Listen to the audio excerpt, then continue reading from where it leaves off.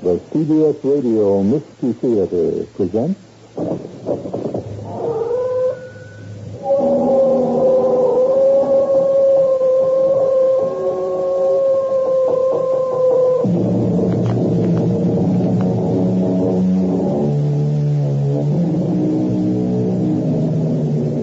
in. Welcome. I'm E.G. Marshall, Dean of the demons and devils that descend upon us at this hour. We've been told by a gallery of characters as diverse as Douglas MacArthur, Thomas Edison, and Aldous Huxley that there are no substitutes for victory, hard work, and talent, respectively. Does that imply that there can be no satisfactory substitute for anything? Well, suppose you were condemned to death. How about a substitute who would walk that last mile for you?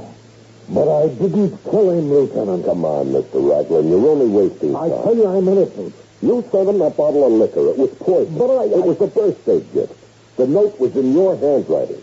I have the testimony of the clerk at the store. He remembered selling you this bottle. Okay. Now, let me ask you, if I did kill him, would I be crazy enough to leave so many clues pointing to me? Sure. Sure, because maybe that's your defense. You figure the members of the jury will ask that same question. Would he be crazy enough to leave all those clues? Well, I wish you luck, because you're going to find out the hard way.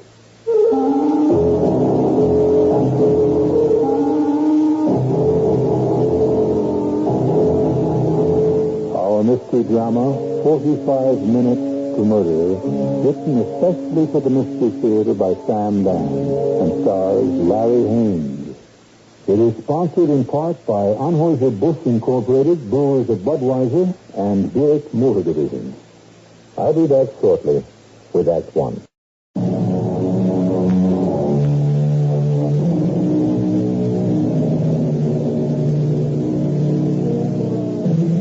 We are told, thou shalt not kill. The laws, both secular and divine, define murder as the ultimate crime, for which the ultimate penalty must be exacted. And yet, deep or not so deep, in all of us, is a bloodlust, and some of us satisfy it actively, while most of us, fortunately, are happy to indulge it vicariously. After all, isn't that why you listen to our program? What you want is murder. Well, you got here just in time. The body is still warm. The deceased is a female, white, age 50, named Emma Martindale. Her death was caused by an injection of hydrocyanic acid. What's that, Doc? It's also known as prussic acid, Lieutenant. Oh. It's one of the most deadly and quick-acting of all the poisons. Oh. How was it administered? It was in a bottle of cognac that someone had sent to her husband, evidently. Doc, you say quick-acting. How quick? The dose you take? Oh, just a couple of minutes. The guy who sent it, actually the killer, Lieutenant, it's open and shut. Accept my sympathy on the death of your wife. Don't say the death of my wife, Lieutenant. Say the murder. Tell me what you know, Mr. Martindale. James Raglan has always hated me. James Raglan. Why? Why? He envies me my talent, my success, my position as vice president of Caraway Chemicals. A job he thinks should have been given to him. Why, he's so extravagant, wasteful.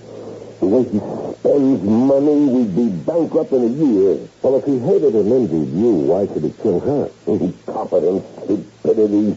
Here, read this. It's card. To Emmett, on your birthday, to be sipped slowly. It was delivered to the house this morning with the bottle of cognac. The poisoned bottle of cognac. Signed, Jim Raglan. Okay, tell me exactly what happened. I certainly didn't expect a gift from Jim Raglan, and so I called Emma into my study A gift from Jim. Read the card, darling. It's from Jim. His handwriting. It must be a practical joke. Remarkable after all these years. I always wanted to be reconciled with Jim. And since he's taken the first step, well, I'm going to open this bottle and drink to it. But better way. I dare you. What? Oh, pour some for me, too. But darling, you never drink. I know, but this does call for celebration. It certainly does. It means Jim has finally matured. Oh, it's going to help at the office if Jim is willing to pull his weight finally. I propose a double toast. To your birthday. No, don't remind me. And to the flowering or the reflowering of a friendship. We were holding our glasses aloft, as you do when you toast. And it seemed to me that I noticed a kind of cloudiness in the cognac. I wondered what it might be. It was Benson, one of the most expensive cognacs you can buy. Still, this might have been a defective bottle. I was going to say, let's not drink this just yet, darling. But she had already swallowed it down. Aren't you going to drink yours, Emmett? Well, Emma, dear, you notice anything strange about the cognac? Strange? Well, I don't really know enough about No, I mean, the taste. Well, I don't know how it's supposed to taste. Well, probably it's my imagination. No. What? Well, maybe I'm not used to it. You used to what? Emmett.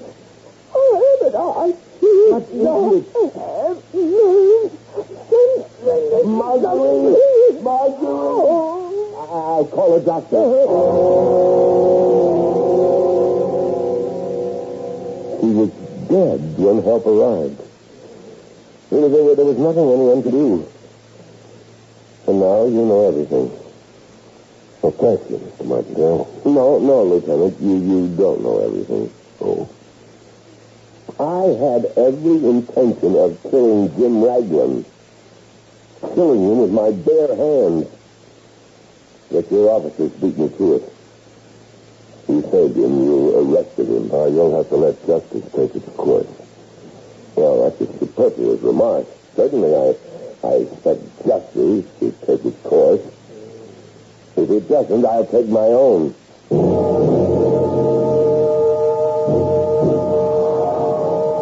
Mr. Raglan? Who are you? Lieutenant Cooper, homicide. I didn't kill her. You didn't mean to kill her. You sent the bottle of poison cognac to him. I didn't send a bottle of poison cognac to anybody. Now, Mr. Raglan, I want to help you. If you want to help me, you'll find out who's trying to frame me. Did you send Mr. Martindale a birthday gift? Yeah. You don't deny it. But it wasn't poison. It was Dunston's cognac, 100 years old. It cost $200. Isn't that a lot of money to spend on a birthday gift? Well, especially for a person you really don't care for. Who told you that? Do you like Mr. Martindale? Are you in the habit of getting him gifts on his birthday? Well, I just thought we'd been at sword's point long enough. Sword's point? Well, it's just that we disagree on money. He hates to spend it. I decided it'd be better for the firm if we pulled together. Or if you could, pull alone. I only wanted to make peace with him. A $200 present? It didn't impress him. The business required both of us to work in harmony.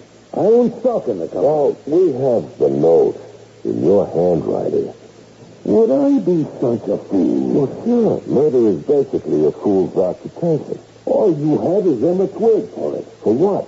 That the cognac I sent him is the same cognac that poisoned his wife. Listen, suppose he wanted to kill her. Why? Well, suppose the cognac arrives, it has the note in my handwriting. He gets a sudden flash of inspiration. He opens it. He spikes it with the poison. Yeah, sure. Fine. Where would he get the poison? We're in the chemical business. He's a chemist. He has a laboratory in the house.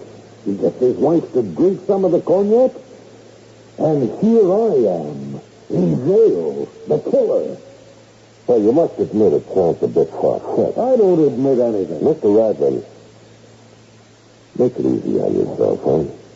Anytime you're ready to make a statement, why, you... I'll have your badge. I'll see this town for false arrest.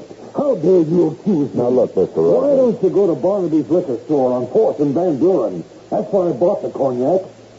I said, give me a bottle of Dunstan. He got it. I said, gift wrap, and put this card inside. He did it. And then I said, deliver it. There was no way I could have poisoned that cognac.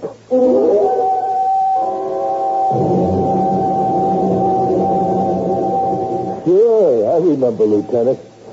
I don't sell a bottle of Dunstans every day, you know what I mean? Very few liquor stores even carry that quality. Now, he came in here, asked for the Dunstans. He wrote a note. Yeah, he says, gift wrap it and put this note inside, which I did. So, now we have this wrapped package. Now, tell me the next thing that happened. The next thing he said, I want this delivered. Sure thing. Right now, to Mr. Emmett Martindale, 13 Pleasance Drive. Well, my delivery guy won't come in until noon. Well, that's more than an hour from now. I'd like it delivered at once. Well, it's only an hour away. All right. Suppose we forget the whole thing. Oh, no, wait. Let us not be hasty. Now, you stay here a minute, watch the place, will you? I'll run next door to the grocery.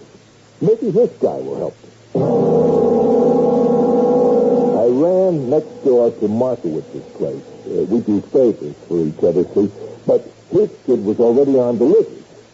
And you left Mr. Raglan and the package all alone in your store? Yeah. For how long? Oh, I don't know. A couple of minutes. Now, think very carefully. Was he carrying anything? Yeah, one of them, cases. You sure? Yeah, positive. Then he did have the opportunity to switch bottles. Now, the point is, he was alone with the package. Well, sure. He was alone with every package in the store. I see. And then what did you do? I went back, and I told them straight out, I can't deliver this for at least an hour. Oh, no, wait, let me think. It took me 10 minutes to get to Pleasant, 10 minutes back. I can close the store for 20 minutes or a half hour. Look, I'll deliver it myself. And then what happened? And what do you think? I delivered the package. I want you to explain every detail of that delivery. Okay, I drive up to the door, I park the car, I ring the bell. Yes? Hey, good, yes. I got a package here for Mr. Martindale. From whom? From Mr. James Raglan. Hey, what's your name? Are you sure it's from Mr. James Raglan? Cross my heart and hope to die. Wait here. With that, he leaves me standing at the door. Well, from inside, I hear voices. What kind of voices? Voices? Saying what? Well, I couldn't hear. It isn't more than a minute. And she comes back. Thank you. That'll be all. What time do you get off tonight, honey? You know how it is, Lieutenant. You win some, you lose some. Yeah. Would you know exactly what time that was? You bet I know. Every minute was costing me money. It was exactly 9 minutes after 11.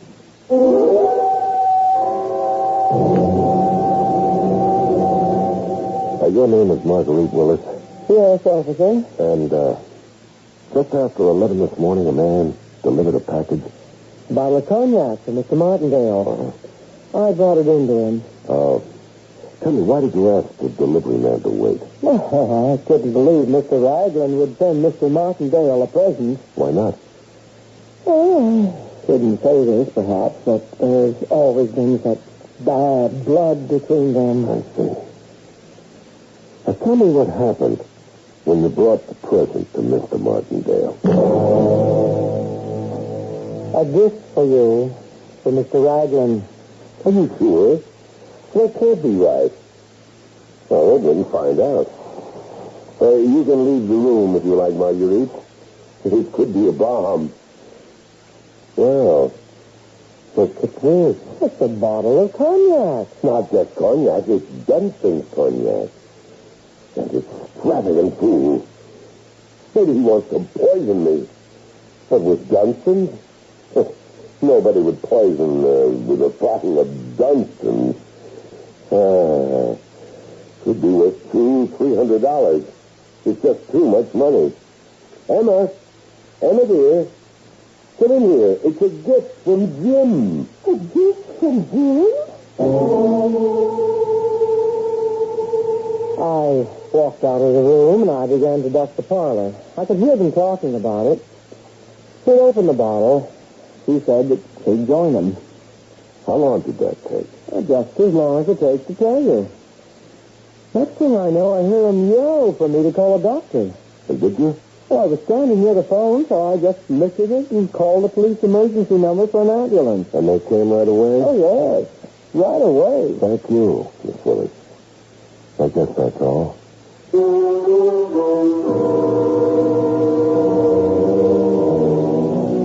That's all? That's all for whom?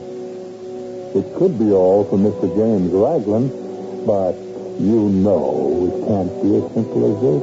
After all, it's only the end of Act 1. We'll have the usual quota of surprises set up for Act 2, and as for Act 3, but let's take them one at a time. I'm Hyman Brown, producer-director of the CBS Radio Mystery Theater, inviting you to a week of supernatural history. Beginning this Sunday, July 4th, we'll celebrate this bicentennial with 7 new and original dramas of suspense, rooted in America's past. In The Angels of Devil's Mountain, for instance, a 20th century man becomes one with a revolutionary soldier.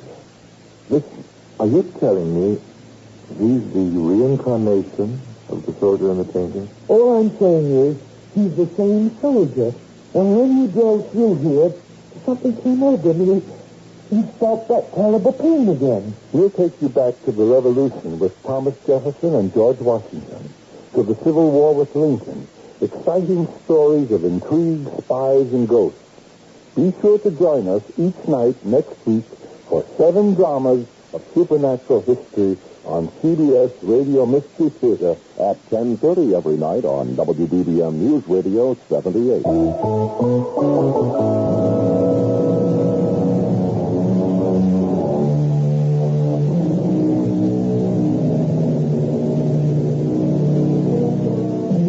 The French say, chacun a son goût, which means everyone to his own taste.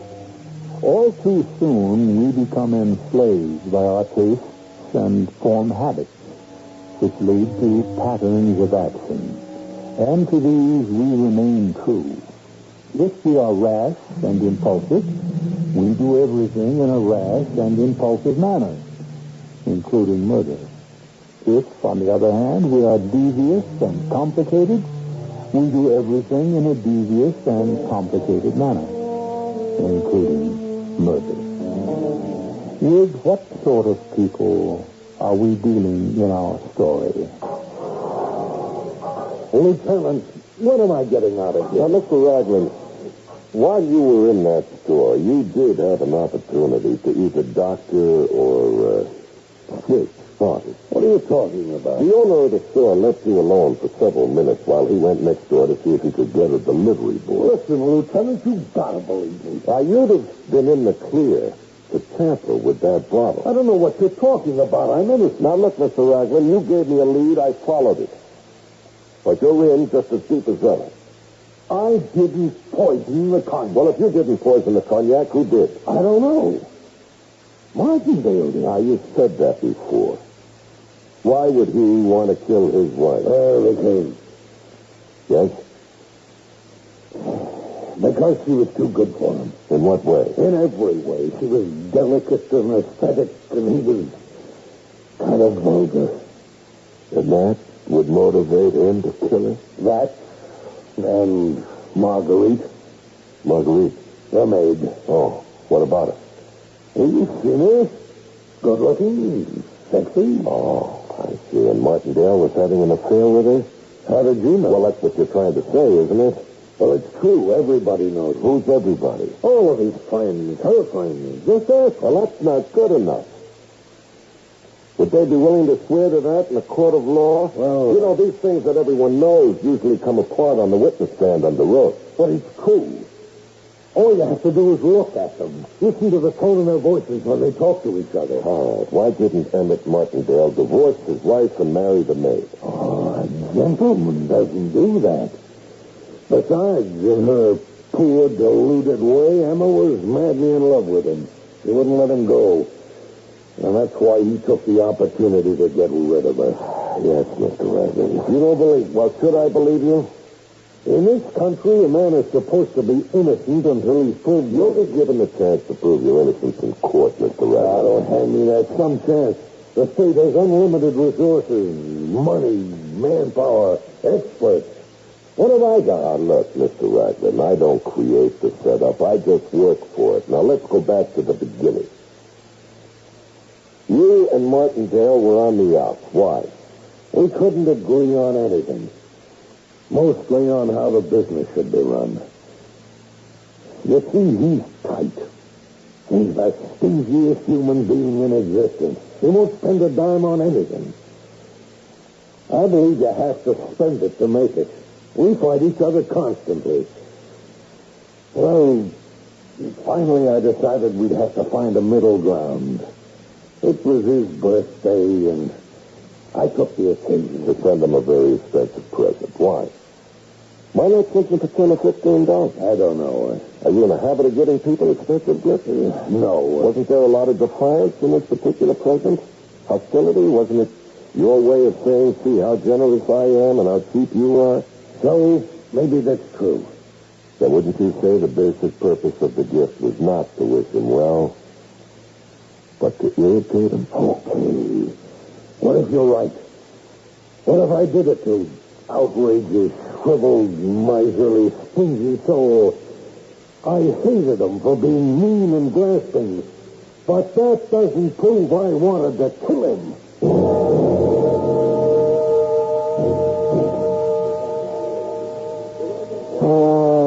Let me try another dozen of those clams of oregano I got, huh? Should you be watching your diet, Lieutenant? Well, clams don't add weight. They're protein. They're supposed to have a lot of cholesterol. Well, still in all, I can't think unless I eat.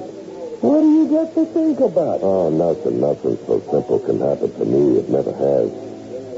At noon today, Mrs. Emma Martindale drinks from a bottle of expensive cognac, which a guy named James Ragland sends to her husband as a birthday gift, you see? And she keels over. Yes. The booze, despite, was poison. James Ragland was to kill friend's husband. And something went wrong. Now, 7 hours later, we have Mr. James Ragland in a cell. He'll be charged. The DA is satisfied he has enough to ask for an indictment. But I'm thinking, it can't be this easy. It can't be this open and shut. There's something about this case that I just can't seem to get hold of. What's that? I don't know, Gus. Listen, do you have any more of that key lime pie? I'm going to talk to the DA. Why don't you leave just well enough alone?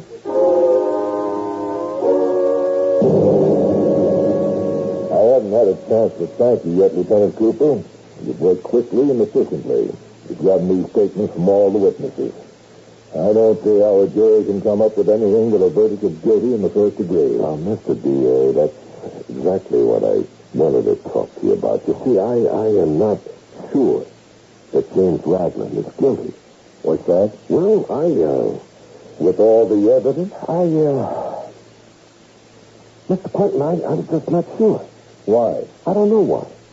What are you trying to tell me? Well, I know. The case looks ironclad, but I think there's a weak scene somewhere, and the whole thing can come apart. Mm-hmm. Well, there has to be a reason for the way you feel. What is it? Well, that's it. I don't know. Well, maybe I do. It's just that I can't believe James Ragland is guilty. Why? Well, I know how this sounds, but I don't think he's the type. I see. It's one of those reasons. Look, Lieutenant, we've both been around a while. It happens every now and then you get someone who you can't believe can be guilty. Just a hunch. Maybe it bothers you. Yeah, I know exactly what you're talking about, and this one does bother me. But we've got him. We've got him cold, Cooper.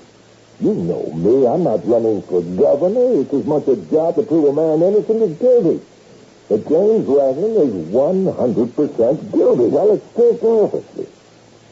Ever ask yourself why every now and then somebody bothers you?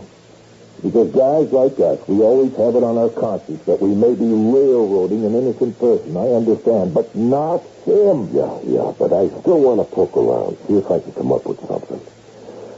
Okay, since it bothers you.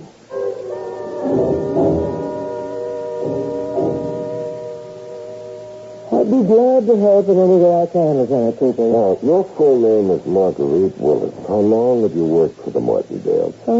8 years. Oh, that's a long time. What was your relationship with the family? My relationship? Hmm? Well, I'm well treated. That's why I am a servant. Yeah. We think there were rumors that your relationship with Mr. Martindale is another level. Oh, do you always hear rumors like that? If there's a woman servant in the house, and if her face doesn't stop across, people always assume some hanky-panky with her husband. Oh, it's automatic.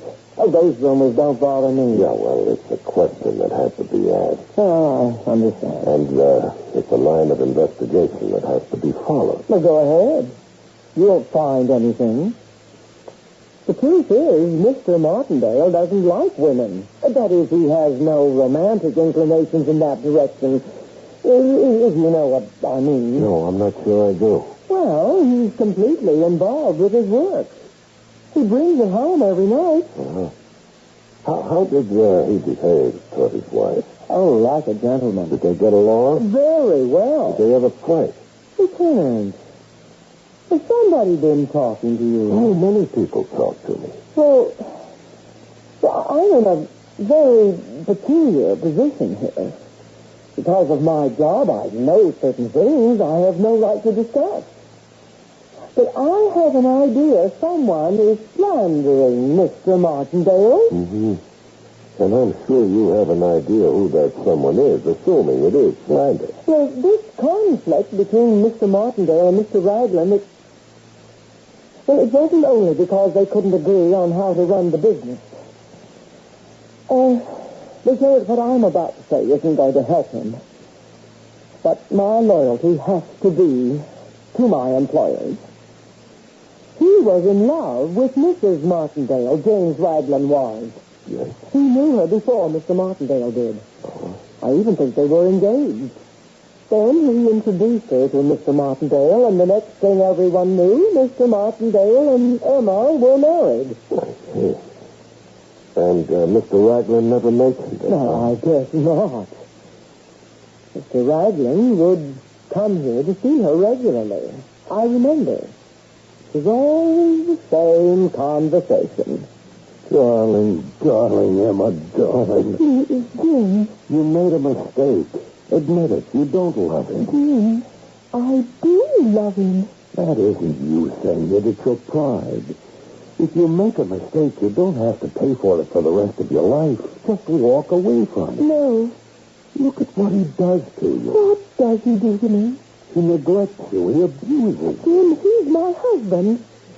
You didn't know what you were doing. Oh, Jim, please don't. Worst of all, Now, listen. He's 50. And you might learn a lesson. Protect him. Look at yourself. You've been wearing that same dress for 3 years. Oh. The man's a millionaire. You're starving to death, isn't you? Oh, no, I would hardly say that I'm I mean, starving. your soul is starving. Your spirit. You've become dowdy. You haven't written a line of poetry since your marriage. No one sees you anymore. I'm happy. I could kill him. Then you wouldn't dare. One day, I will. He said that? I could kill him? One day I will? Yes, Lieutenant. Well, thank you. You've been very helpful. Marjorie, you can't leave lights burning when you're not... Oh, it's the police lieutenant. Yes, I was just leaving, Mr. Martindale. Miss Willis has given me all the information I need. Goodbye.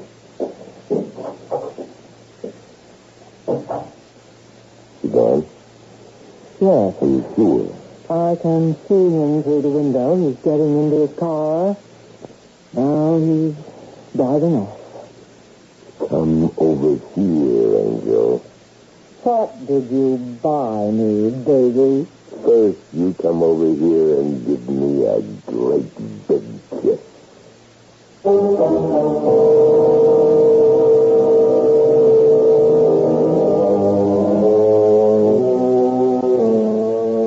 And so the second act curtain descends, as it should, on a torrid embrace.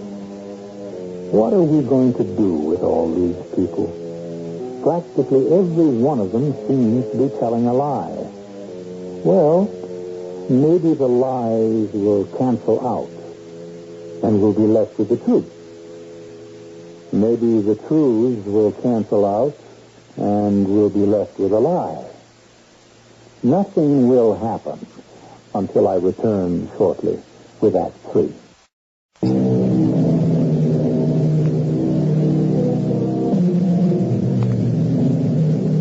Mrs. Emma Martindale was killed when she drank some poisoned cognac. This much is definite. The rest is all loose ends. We really don't know for a fact who put the poison into the bottle, nor do we know if Mrs. Martindale was the intended victim. Our knowledge is exceeded by ignorance, which, however, can be said of everyone, everywhere. You lied to me, James Ragland. You never told me you were once engaged to Emma Martindale. Well, we weren't really engaged, Lieutenant. Now, you never said you were in love with her, that you hated Martindale for taking it from you. Not really. Now, when you withhold vital information deliberately, that's the same as lying. Now, do you deny saying to Emma, I could kill him?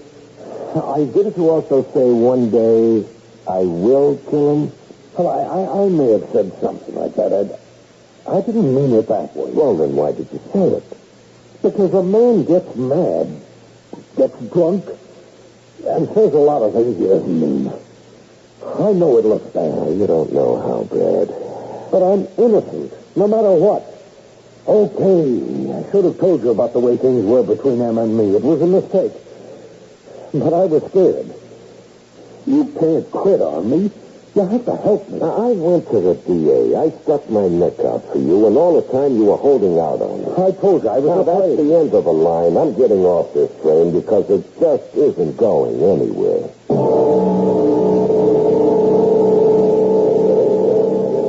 I don't know whether to have the steak or the fish. Hey, give me both. Potatoes, the salad, and, you got garlic bread? Let's see. I didn't save you. You only go someplace else. Gus, I have some heavy thinking to do. See? About what? About this James Ragland guy. You still feel he didn't do it? Now, believe me, Gus, I'd like it if he did it, but the package is still too neat. Even though he's been lying to you? Yep. Even though he's got the motive? That's the trouble. He's got everything. Everything. Oh, you're going to enjoy your dinner. I know. It's going to fall into place, though, everything. What do you mean? It's all running around in my head, Gus. I just wish something would happen to make it stand still for a minute so I could sort it out. Give it time. Look, I'll start with the salad. Okay. What did you say? I said okay. No. You said give it time. Time. Do you realize, Gus, that this whole thing is based on time? Timing, for crying out loud. It's been right out there in front of me all along.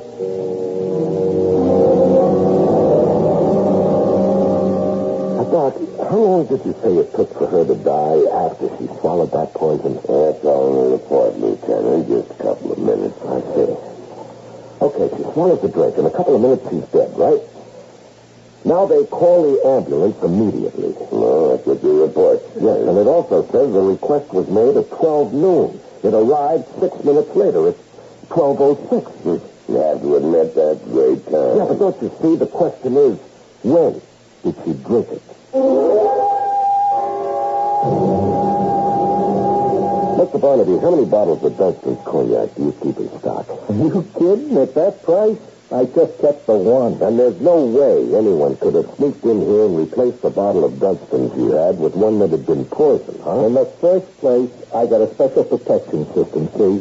And there's only one key to the store. I never let go of it. And besides, there's the burglar alarm. All right. Now, James Ragland came in yesterday to buy the cognac, huh? Yeah, I told you all that. Yeah. Now, this was just before 11 o'clock. He bought the cognac, and you gift wrapped it. Look, I'm prepared to testify to that effect in court. He wanted immediate delivery. So I went next door to see if the grocer's delivery boy was around. All right. Now, answer this. Where was your delivery boy? Well, it turns out he had a little accident on his motorbike on the way downtown. I see. In the normal way, would he have been here in the morning? Oh, sure. It's his job. Yeah. Now, when Mr. Ragland bought the cognac, he assumed you could deliver it at once. Yeah. Oh, yeah. Yeah, all right. Now, he would have no way of knowing your delivery boy was unavailable. Even I didn't know that. The bottle on the shelf had to be good. You're not kidding. So then, if your boy had been here, he would have taken the bottle and gone to deliver it, and there'd be no way for Ragland to tamper with it, right? He couldn't have planned to use this method to commit murder. I'm glad to hear you say that, Lieutenant. All right, now one further question. Yeah? This bottle. Examine it, please. Is this the bottle that you sold to Mr. Ragland? Yes, sir. It's got the Dunston's label, see? Uh-huh. And on the bottom, it's got my own sticker. Barnaby, Brother Ship. Examine it very carefully. Now, this is the bottle that contained the poisoned cognac Mrs. Martindale drank. Is it the same bottle you delivered? Oh, yes. It contained... wait a minute. Hold a second now. Now, this is the wrong bottle. What? There was never any Dunston cognac in this bottle. Why not? Well, look, it may look like a bottle of Dunston's, but Dunston's doesn't use this particular bottle. Here, look at the bottle. And you see the little raised letters here? It says K.R. Now, that stands for Krieger's. It's another distillery. They don't even make cognac. Then this can't be the bottle you delivered to the Martindale house, huh? No way. But the switch had to be made somewhere. This is not the same bottle you sold Ragland.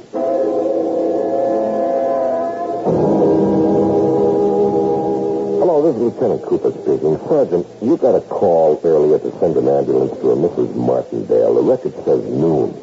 I want you to check that book of yours. Make sure it wasn't about 11:15. Oh, I see.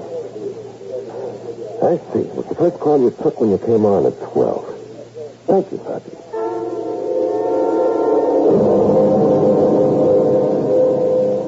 Emma, baby, I need some money. But I gave you money yesterday. It's gone. Gone? Yesterday is gone, too.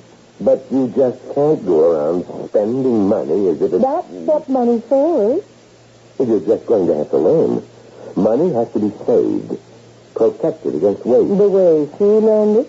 Emma was quite prudent where money was concerned. Sweetie, if you want to make me into another Emma, why did you get rid of her in the first place? You must never say that, even when we're alone. Oh, the only things we should say to each other when we're alone is, I love you. Now, I should go shopping. Marguerite, I see I shall have to teach you some basic facts of economics. You're not going to teach me anything. I'm going to teach you. Well, it seems to me you're forgetting who you are. I could fire you on the spot. And I could walk out of here and report to the nearest police station. What are you talking about? I'm talking about a bottle of Dunston's cognac and everything that happened to it from the moment I took it from the delivery man to the moment Emma drank it. Well, you wouldn't. I mean, after all... Oh. Well, who's that? See who it is. Well, I can see who it is from here, out the window. That detective. That's his car at the curb. What does he want here? Probably more routine. He was just here a few hours ago. Don't start looking nervous. Suppose he suspects. What can he suspect? How can he suspect? Answer the door. I have to see him. Yes, Lieutenant, what can I do for you? I'm finishing my report. I want to be sure I have everything straight. Miss Willis, you answered the door when a Mr. Barnaby was here to deliver some liquor. Well, I don't know if his name was Mr. Barnaby. And you accepted a gift-wrapped package. You brought it in here, and you, sir, opened the package and summoned Mrs. Martindale. You uncorked the bottle, poured a drink for her, and a drink for yourself. Yes. Now, immediately, she became fatally ill. You had Miss Willis here call for an ambulance. I believe I've already made a statement to that effect. Now, Miss Willis, after Mr. Martindale asked you to summon an ambulance, how long did it take you to do so? Oh, no time at all. I heard him shout. I lifted the phone. I dialed the police emergency number, and I was connected in, maybe 5-10 seconds. To sum up then, Miss Willis, how long was it from the time you accepted the package from the delivery man to the time Mrs. Martindale took that fatal drink? How long? Yes. Well, it couldn't have been more than 5 minutes. It might have been less. You see, it all happened so quickly. Yes. Well, we agreed then on 5 minutes. Now, Mr. Barnaby says he delivered that package to you at about 10 minutes after 11.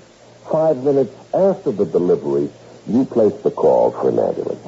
Well, hasn't that been abundantly clear by this time, Lieutenant? Yeah, well, unfortunately, it poses a problem. What sort of problem? Well, somehow we have lost or mislaid 45 minutes. What do you mean? But we can't account for the 45 minutes that elapsed between the time you say Mrs. Martindale drank the cognac and the time you say you called the ambulance. But I called the ambulance immediately. Yeah, but you didn't call for it at 11:15. You see, the police records show that the call came in exactly at 12 noon. Well, we may have been mistaken as to the time. Yeah, well, unfortunately, we can prove the cognac was delivered at about 10 after 11. And you are already on record as having said you opened it and Mrs. Martindale drank it 5 minutes later. Well, I was confused, that nervous. We didn't get to open the cognac until 5 minutes to noon. There. Oh, so, you're changing your story then? It's my right upon sober consideration. Yeah, but that means that Miss Willis will also have to change her story. Of course. Are you changing your story, Miss Willis? Marguerite, you just tell him we were mistaken. Now, before you answer, Miss Willis, let me account for the discrepancy in time. There was no discrepancy. Now, the package is delivered. You see the note, Mr. Martindale. It says to Emmett on your birthday to be sipped slowly, signed Jim Ragland. Now, you say to yourself, what a way to get rid of Jim and my wife at the same time. No, just a minute. So, you go to your laboratory, you get some hydrocyanic acid. This is all... Now, the thing to do is to pour some hydrocyanic acid into the bottle of Dunstan's cognac and then reseal it. Now, but you're basically a stingy man. Why ruin the exceptional cognac, huh? So you remove the Dunstan's label and the liquor store sticker, and you fix them onto a cheap bottle of whiskey. I'll sue you for defamation. And you work very carefully. Take nearly 45 minutes. And then you call your wife, play the little charade with her, get her to drink the poisoned liquor, and have Miss Willis phone for the ambulance. This brings us to 12 noon. And now, your times are reconciled. Are you daring Now, to why charge don't you me? offer me a drink? Dunstan's. It should be right here in the liquor cabinet. Oh, you have no right to open my liquor Now, cabinet. this bottle here, without a label. Now, if you look at some raised letters on the bottom of the bottle, you see? Little raised letters spelling Dunstan. Well, Miss Willis? Marguerite, he can't Miss Willis, what does he offer you? 20 years to life, even a chair. Marguerite, he's bluffing. He does have money, but will he be more generous with you than he was with his wife? Marguerite. He gives nothing away, even when it costs him nothing. Now, that bottle of Dunstan, had he not wasted precious time, had he just poured the poison into it, he would have been in the clear, but no, he's so cheap, he wouldn't even use good whiskey to poison his wife. So now he has to pay the price. Why should you? Marguerite, don't you see what he's doing? Lieutenant, he threatened to kill me.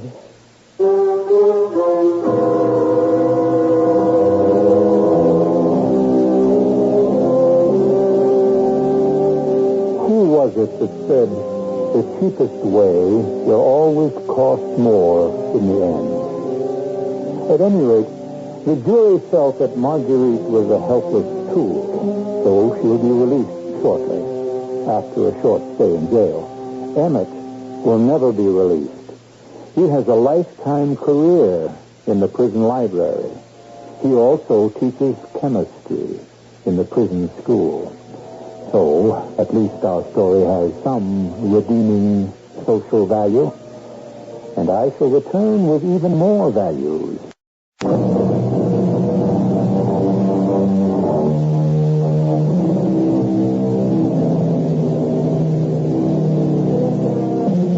The art of perception. To see suddenly a multitude of possibilities in what is on the surface only a confused mass. And to examine a single drop of water and divine therein the scheme of the universe. Opportunity of all kinds surrounds us constantly, for good, for evil, and for 7 times each week to listen to this program. Our cast included Larry Haines, Leon Janney, Court Benson, Sam Gray, and Joan Shay. The entire production was under the direction of Hyman Brown. Radio Mystery Theater was sponsored in part by Buick Motor Division and Anheuser-Busch Incorporated, brewers of Budweiser. This is E.G. Marshall inviting you to return to our Mystery Theater for another adventure in the macabre. Until next time, pleasant dreams.